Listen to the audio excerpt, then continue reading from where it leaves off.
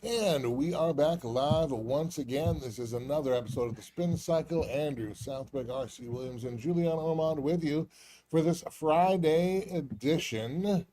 And friends, I got to tell you, you look at the direction of our country, the direction of politics. Certainly, one of the canaries in the coal mine, if you will, is the state of Florida, the free state of Florida, our shared home state of Florida, and the gubernatorial race that is happening now. First of all, I find it odd. It seems to be purely a referendum on the GOP primary and ultimately then the GOP nominee. We're pretty much assuming that David Jolly will be the Democrat nominee for Florida governor, but we're not really hearing anything about David Jolly. In the race. It's all Byron Donalds. It's all James Fishback. Really not much Jay Collins. Really not much Paul Renner, unfortunately. Although Paul Renner has made a little bit of waves and a little bit more noise in the past week or so than he has in the primary race so far. Hopefully, that's not necessarily too late for him. Although, again, I think Byron Donalds is going to be hard to beat because the apparatus, the machine, and certainly the Trump machine is backing and really selecting him, let's be honest. As it were, there is a story out now. Of course, James Fishback, the young firebrand, this from Florida politics, he put out a baseless, or he put out what Byron Donalds calls a baseless and defamatory sideshow on Byron Donalds and James Fishback. From the article, James Fishback has spent a significant amount of time in courtrooms, but now he says, and according to Florida politics without proof, that it's Republican nominee Byron Donalds who merits the legal scrutiny. Fishback said that a, quote, government whistleblower presented evidence, which he said his campaign has confirmed, that an alleged criminal investigation of U.S. Representative Corey Mills also included Byron Donalds. Mills denies knowledge of this investigation as well. The allegations are, from Fishback, that Donalds participated in, quote, federal sex trafficking with Mills twice in 2024 at the MGM National Harbor Hotel in Maryland. Fishback said Mills and Donalds paid women for sexual acts and that both men face felony charges that could lead to 5 years in prison.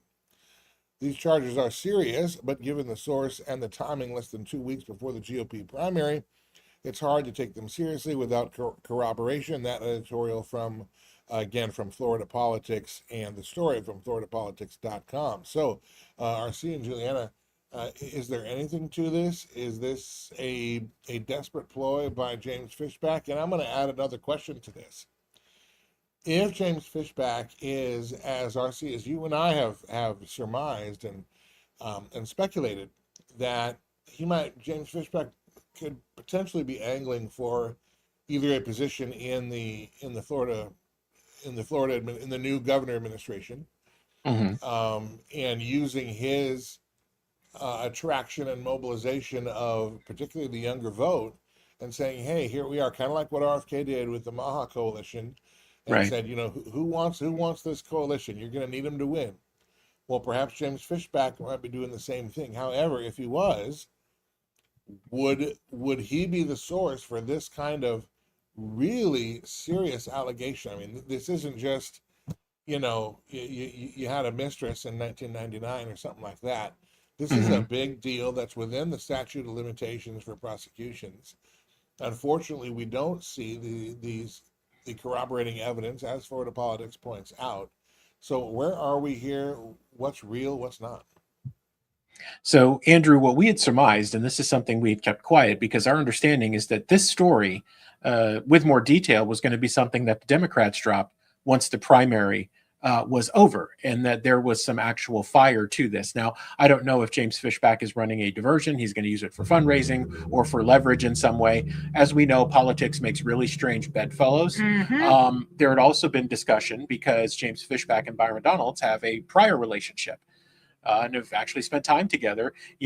Was James Fishback actually a ringer in this thing, and specifically designed to either suck up young blocks of voters and then leverage them, or B, make sure to funnel them to the right place so this thing is said and done. Could this be part of that ploy? Like I said, politics makes for very strange bedfellows, and we've seen the oddest things happen throughout political history. I don't know that this one's any different. Now, well, I know for a fact that, the Democrats were holding back information on Donald, thinking that he would get the nomination. And when he was up against Jolly, they were going to start dropping things. yeah, So I'm wondering exactly what's going on. To me, at the end of the day, this is all theatrics. Yeah. It's nothing but theatrics. It's like, look here, look there, think this, think that. But in reality, like, we don't know exactly what's going on behind the curtain. And we're trying to figure out exactly where the bedfellows are and where they're conspiring together. and was this an opening salvo that was properly compensated for? Not assuming anything. I'm just saying, think about it, right? If you're thinking politically, was this something that was kind of an opening salvo to just kind of see where things were at, or to stir the pot a little bit leading into it? Honestly, I don't think it makes much of a difference coming up on the primary, Andrew, but I think it gets lodged in people's minds. And they start to wonder and they ask questions, because the chatter that we've seen is people are wondering, right? Because the thing that James Fishback did, he did a press conference, but he didn't put out any real concrete information. Is it just smoke and mirrors, or is it phase one of something that's multi-phase that actually has some teeth to it? Yeah, but at the end of the day, Donald has a history. He's got a past, True. Right? He's got a criminal history.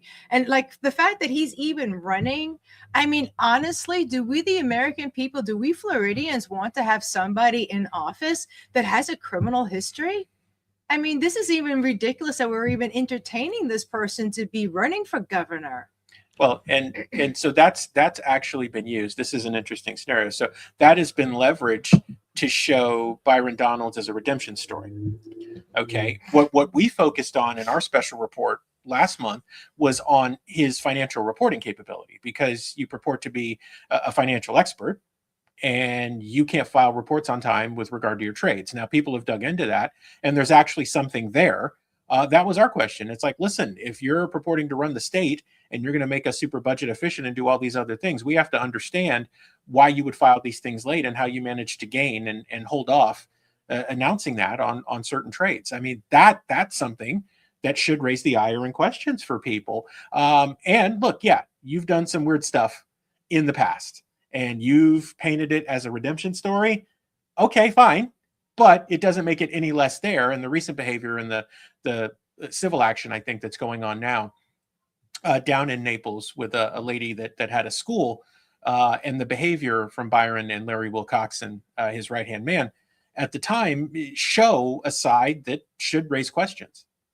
You would think that with the success of Governor Ron DeSantis in Florida, that we would be seeing a DeSantis 2.0 rising up the ranks. I mean, quite literally, we were within a whisker of having Andrew Gillum, who did cocaine off of a gay hooker's behind in a hotel room. I'm not making that up. That's true. No, that's true. Who was just recently in the news again for I think more drug issues. We were so close to having him as the governor of the state of Florida. I mean, within really a few thousand votes. That's how close that was in 2018.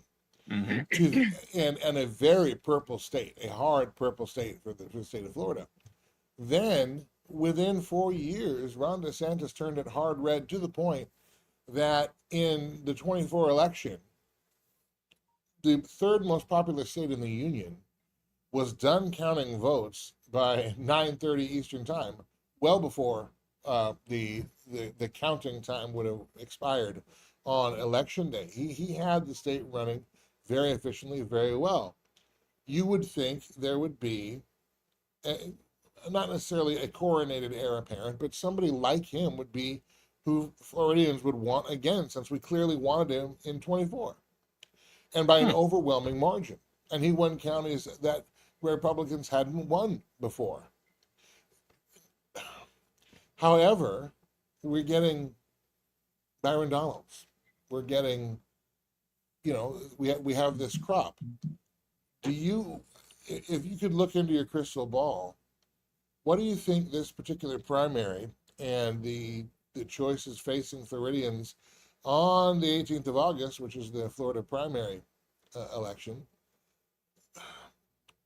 What do you think this portends for the future of Florida? Are we going to take a step forward from what DeSantis built in terms of the conservative movement in Florida, or quite honestly has maybe larger powers, maybe the Susie Wiles machine, for example, tamp that back down and is going to push us back toward a purple state where we've got to choose, between the Gillums and the Donalds of the world? So if you're looking at the grassroots people, most of them are supporting Renner because Renner is the guy. As a matter of fact, he's more conservative than even DeSantis is.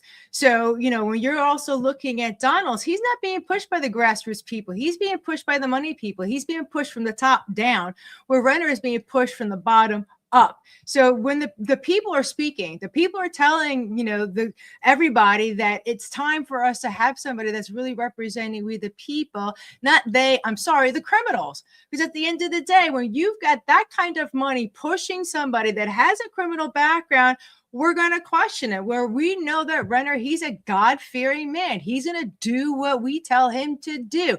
We don't have to worry about Renner going in there. And that's the reason why grassroots people are really supporting him. If you follow the money, Andrew, our piece this week on Big AI, who did Leading the Future put a bunch of money behind in the state of Florida? Byron Donalds. If you look at the overall plan for the next 4 to 8 years, what you will see is almost a Californiization in a lot of ways of Florida. It's already kind of started. Scary. In Central Florida, it's nearly impossible to get anywhere or do anything. Those are traits of any city that outstrips its growth or just has a flood of people and is not ready infrastructure-wise. The proposal is to double down or triple down on that and make it a mega corridor, which is going to cause all types of issues. Now, not necessarily against growth, but it needs to be controlled, especially in a place that's not prepared for it. My home, the San Francisco Bay Area, did not control growth. And what you have now is an endless stream of inability to get anywhere to do anything. And it kind of looks like a toilet bowl. That is because they were ill-prepared, which purported bad leadership with similar plans in some ways. And you see where it got them. We certainly don't want that to happen here. But if you look at the agenda and what's being pushed by the establishment, it kind of looks that way. Well, I just want people to know that the grassroots people are going, if Byron Donalds gets the nomination, they're going to vote for Jolly. Why do you ask they would do that? The reason is because they know that we the people will push back really hard if Jolly's in. But if Byron Donalds gets in, AI data centers and all the stuff that they want to do, the globalists here in our state, people are going to sit down. They're going to be like, it's okay. We're going to allow this to happen. And people are going to stand up against it the way that we need to be. At least with Jolly, we can rally, the Republicans and probably the independents and to do something about the situation, because Jolly would be a disaster, but at least the people would be doing something about it. Well, I wonder about that strategy. I don't doubt that many are going to do that. We've talked about the woes of the GOP as a brand, both nationally and state by state, that their impotence and continued betrayal has not just disenfranchised voters, but turned them off and now made them mad to the point where anything we can do to get this current crop of GOP out and a better one in, we would like to do that, even if it means voting for a Democrat for some. However, the Florida legislature was only as red as it was because of the leadership of Ron DeSantis. If they were left to their own devices, we've seen, again, under the leadership of Perez, they got in the way of a lot of what DeSantis wanted to do. They watered down a lot of the bills that DeSantis is trying to get across in this particular term and in the past session or two. What's to say that the current crop of Republicans have the same gumption to push back against a David Jolly? If he's going to let AI data centers in, which I think we also know that Byron Donalds will too, well, that's something. President Trump is the biggest champion of that. And if you have a Republican legislature, House and Senate like we do in Florida, and they have aspirations on having a longer political career, wouldn't you expect that they would be kissing the ring as well and probably doing some they'll frame it as bipartisan, but it's really just move right along. Don't we run the risk of that? Because I'm not sure we have too many. I don't want to overgeneralize, But the GOP as a whole, as a product, as a brand, and the ones who want to play ball with DC, there's no such thing as a principled belief. There's no such thing as a conviction.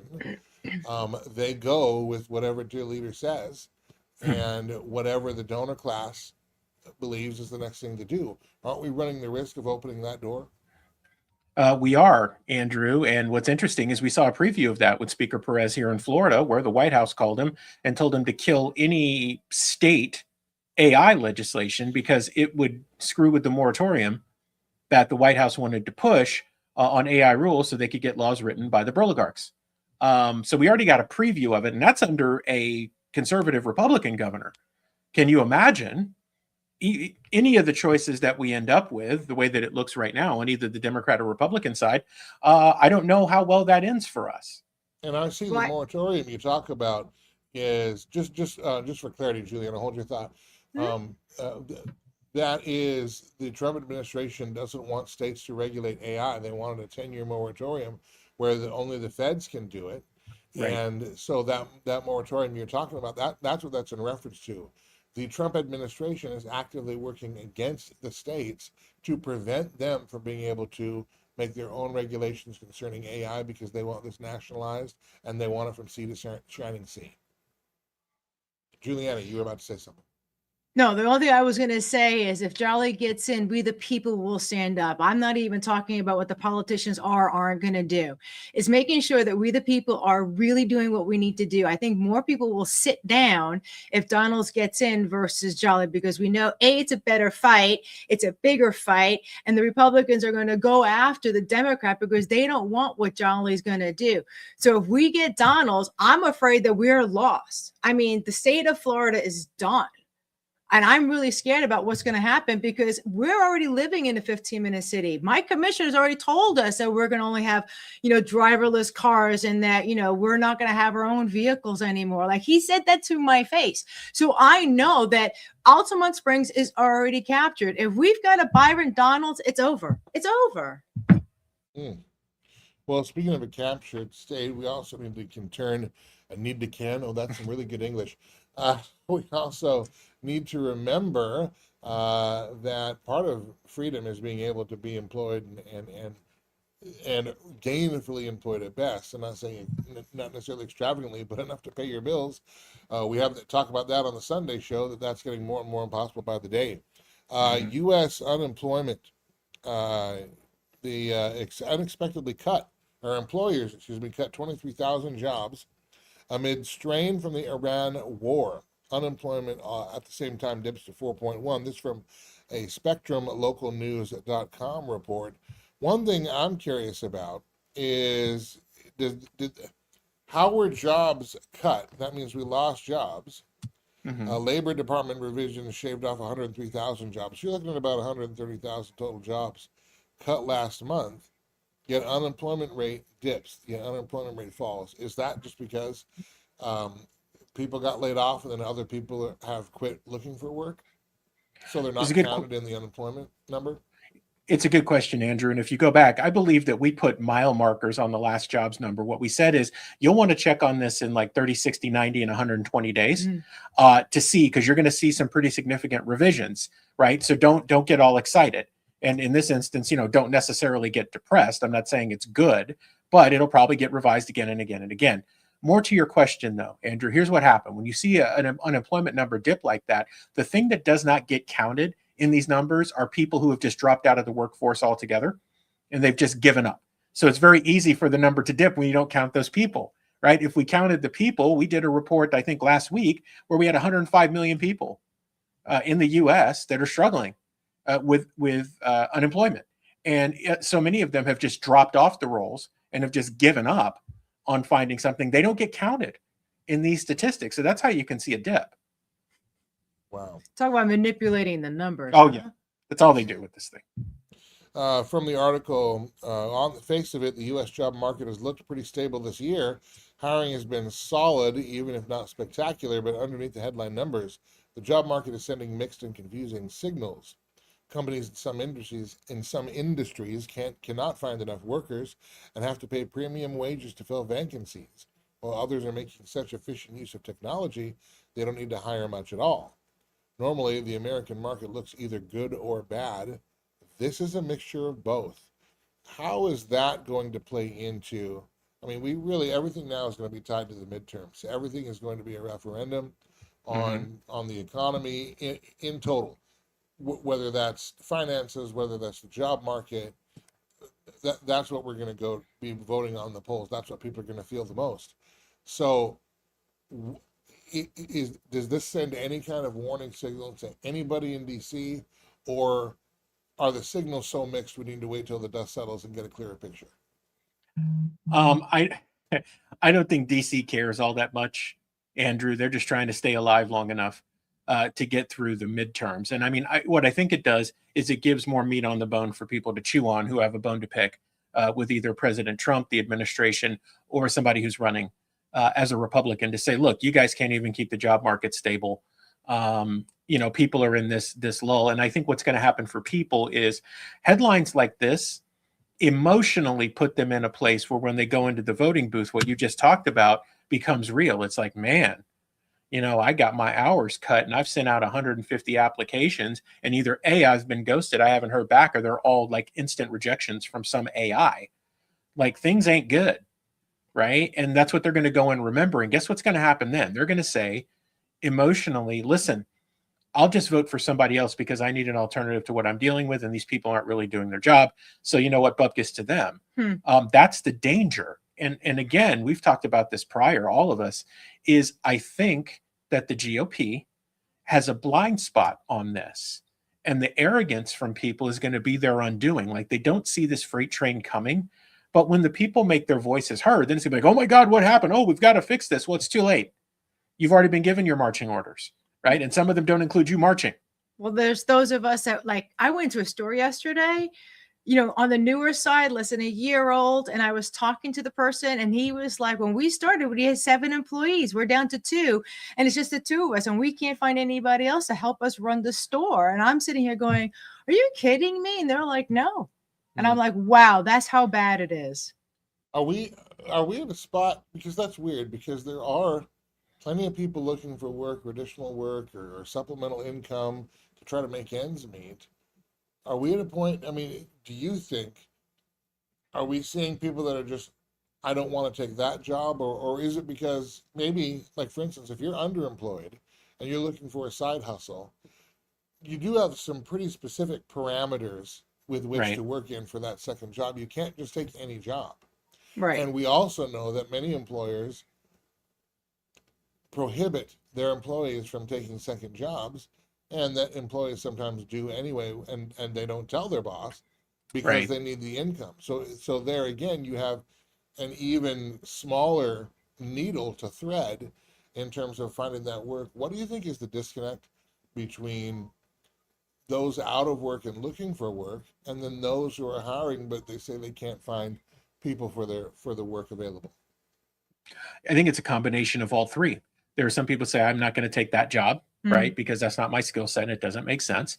I do think you have people who are underemployed who really want to work, but have a specific set of parameters. So the timing doesn't work, even though they'll try. And then you do have people who their employers won't allow them to take second jobs, yet won't pay them enough to not have to look for a second job. So they go ahead and they do it anyway. And it's funny, there have been all manners of stories on the tech side of things where someone who works remotely has a job and then they take another one because they figured out they can do their regular job in like 2 hours. And so they make themselves look busy. They take on another full-time job and they're able to do both in like 4 hours a day, or they just automate the majority of their work and they're making out like bandits. So I think you've got a combination of all three, Andrew. And then some people look at it, right? If you're on unemployment or you're getting some other benefit, if you work in a particular situation, as strange as it sounds, it can be detrimental to you. You may lose the very benefits that you need to survive by taking a job, which you want, but puts you in a parameter place where you make too much to get the help you need, but you don't make enough to live. And that's why, like, I have a friend that she literally will do a bunch of skin testing, sitting in saunas, poking her in the arm, allergies and stuff like that, because she'll make $50, $100, or $150. She can't do anything else. She can't get a job. She's on disability. And she's like, well, the only thing I have to sell is to sell myself. And she's literally selling herself to science to be able to make enough money to be able to pay her bills. Mm. And, you know, the other challenge too is for the underemployed, and I think that's where a lot of people find themselves, actually. I think, and that's not reflected in the unemployment numbers because technically they're employed, right? Well, even really they're employed, but the wages are not enough. And first of all, that's a number I'd like to see, a real number of how many people are employed in America right now, but their paychecks are not enough to get them from one to the next. I think if we saw that number, it would be pretty revealing and pretty impactful at the ballot box. So I'm sure they'll never actually look at that statistic, but perhaps we need to start tracking that. But another wrinkle in that is sometimes you can find, like, you know, you might be willing to take a second job at a Walmart or you know, movie theater or whatever, but sometimes for what they pay an hour, not that you know, I'm sure they're paying what they can pay. I'll give everybody the benefit of the doubt for the sake of this argument, but sometimes it can be prohibitive to you to do that. Sort of like, you know, when you put your kid in daycare, you end up having to get a job just to pay for the child care, and that's all that job does. Well, if the wage isn't high enough to make it worth it, then you could work 40 hours there and it still wouldn't be enough. And now you're screwed up on your other job too. This is a real sticky spot for the American job market and the job economy right now, and what we're doing with our fiscal policy. It is putting many of us in a bind. And again, I think that's why we need some of those real numbers. We'll never get them because it would reflect poorly on people who want their legacy to be the greatest ever, who shall remain nameless, as it were. All right, moving along. Last story here today. Oil cushion has thinned as U.S. crude supply falls to 45-year low. This from Seeking Alpha and seekingalpha.com/news. The U.S. crude oil supply fell to its lowest level in 45 years relative to demand, highlighting a thinner cushion against potential supply disruptions as the Middle East conflict/war that's not a war continues to escalate. In a post on X, a bar chart shared a Bank of America global research chart showing the U.S. had about 43 days of crude oil supply, including the Strategic Petroleum Reserve, compared with a long-term average of around 65 days. And based on Bloomberg data, the chart showed that the measure falling to its lowest level since the early 1980s. Here is that chart right here. So you can see here right here in the middle between 18 and 2019, we peaked. But then here comes COVID, here comes all the shutdowns and everything, and it has been a sharp drop. And part of this was because, remember, Joe Biden released barrels of oil from the Strategic Petroleum Reserve to bring prices down. Donald Trump just did the same thing about 4 to 6 weeks ago. The Strategic Petroleum Reserve, as we have explained on this program, is meant to be a reserve primarily for our military, so that if there were tremendous supply shortages and we needed to defend ourselves militarily, they would have the power they need. It really wasn't meant to monkey around with temporary price fixes at the pump that really only amount to a few cents per gallon anyway. And at this point, when you're at $4 a gallon, $3.80 a gallon, $4.20 a gallon, or again, some say $6 and $7 a gallon, a few cents is really not going to make that big of a deal, because we're talking about a gas price that has gone up from the low mid twos now to, again, we're hovering near $4 a gallon on the national average. Our petroleum reserve is not meant to soften the blow so that a particular administration can eke by and tiptoe through the raindrops when it comes to midterms or election season. That was strategic. The reason it's strategic is for our defense. We've depleted that down to a low. We can't keep kicking the can down the road. Yet here we are. This is like Theatrics. It really is theatrics. The news people all get together and say, this is the news that we're going to be talking about? We have our own reserves. Like, this makes me so angry that this is a topic of conversation that we're having. And instead of protecting the American people and making sure that our reserves are being used for the American people, we're talking about what's going on over there and how over there is impacting us and how we don't have money and how we don't have oil and stuff like that. We have everything that we need.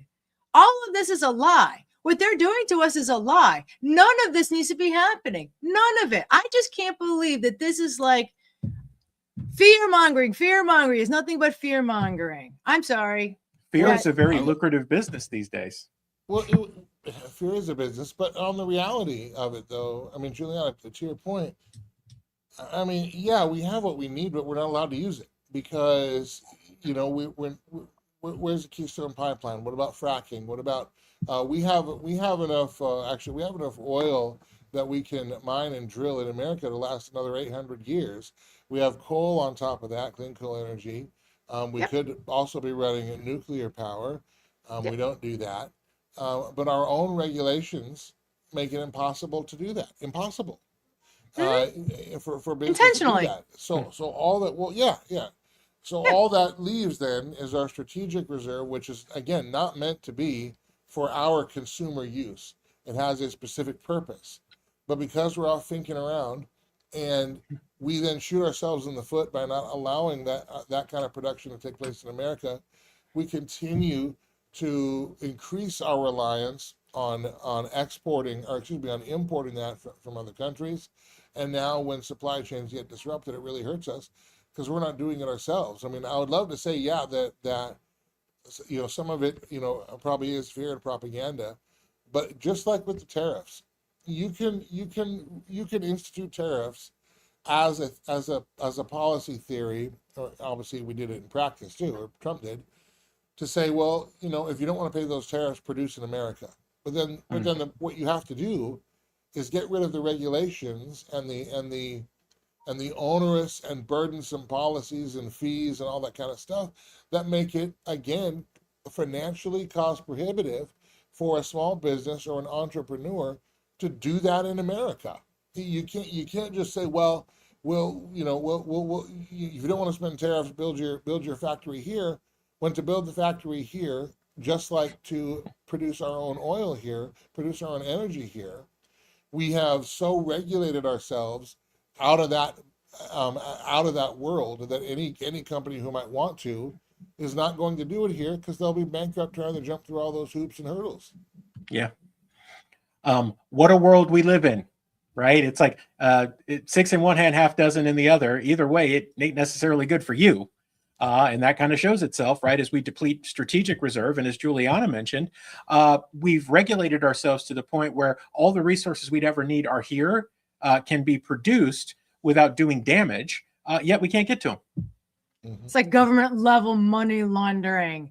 I mean, they're just laundering money back and forth to each other. Okay, we're gonna create this story over here so that we can do this thing behind the scenes, and nobody will know what's going on. I mean, like, seriously. Masters of the grifterverse. Oh my God. Well, there are grifters and, you know, transhumanist globalists that we have ceded to in terms of the donor class. I do think that, you know, some of them take these opportunities and say, okay, you know, well, let's box out X, Y, and Z. Mm-hmm. But I also think that, you know, there are different donor classes. There are different groups of donors in different sectors that are all influencing American policy and action right now, and they all have their own kind of agenda. Some of it dovetails, but, like, you know, because I've always said, you know, I don't think one or two people are smart enough to manipulate all this all the time, but I think they are duplicitous and evil enough to take an opportunity in an unstable particular time in history to put more pressure via offering money, you know, on legislators to legislate a certain way so that the market thins out and it all bottlenecks at them, which is also why across the nation we're seeing vertical integration. that's happening with our ranching and food supply, and you can see how great that is when Taylor Farms starts spreading porta potty water out on the heads of lettuce. All of a sudden, you've got explosive diarrhea across the country. Well, if you had more suppliers, if you had more local farmers and ranchers, that wouldn't be as widespread. We're seeing vertical integration with medicine and in hospitals, in that industry as well. And again, that makes it hard to get specific care, because all you are to them is whatever the insurance company wants you to buy, and so they're going to look and see. They're basically playing battleship with your health. If you line up in J5, oh, this is your prescription. It doesn't matter what your actual, who you are, et cetera, et cetera. It's not medicine practice. It's insurance and pharma grift together. And tech is the same way. Make it so that living without tech is impossible. Banking will be the same way. Make it so that accessing your money is impossible unless. All these are individual sectors, but I think there also are all the grifters that run the operations are seeing this time right now, and they also see, honestly, a federal government, whether it's Biden or Trump, that is clearly susceptible to their influence and willing to, quote unquote, make a deal, because we have lost as a nation, at least in our leadership, the principles that made us the greatest nation, and we're not defending those anymore, which is why we don't care to be self-sufficient. We're fine with China having making all of our medicine. We're fine with the Saudis giving us all of our oil. We're fine with Ukraine giving us all of our wheat, and we're fine with Silicon Valley. They're going to make tech, but we end up importing that anyway, because we can't process it, we can't produce it here. So and that, unfortunately, we don't agree on who we are as a nation anymore. We don't agree on what we should be in the world anymore. And it makes a ripe environment for all this grift to happen at the same time. And it is amazing the breakneck speed and pace at which it is happening and truly changing our world.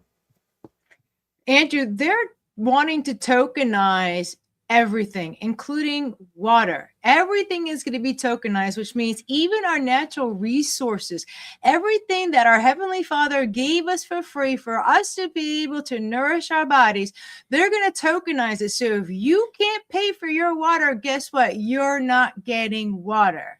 I mean, that's the point that we're at right now, where they've stolen the land from us. Think about what they did to the Indians once upon a time, but they've really stolen our land to the point that they are tokenizing our ability to use the land. Yep. Yeah. Well, that's what they figured out. It's not enough. It's not enough to conquer. You have to then monetize it, and then you can control the people that way. That's right. Same thing. You control the food, you control the people, control the medicine, control the people, control energy, control the people. They're all doing that. And unfortunately, like I said, our government is making deals with these people instead of holding them accountable. And that's where we really need to find leaders, because that is true. That is where our leadership and our elected officials, state, local, federal, where they do matter, is they are the ones who are entrusted with the power to affect things on that level. That's a power that you and I don't have, because our Constitution says that we then entrust that to them.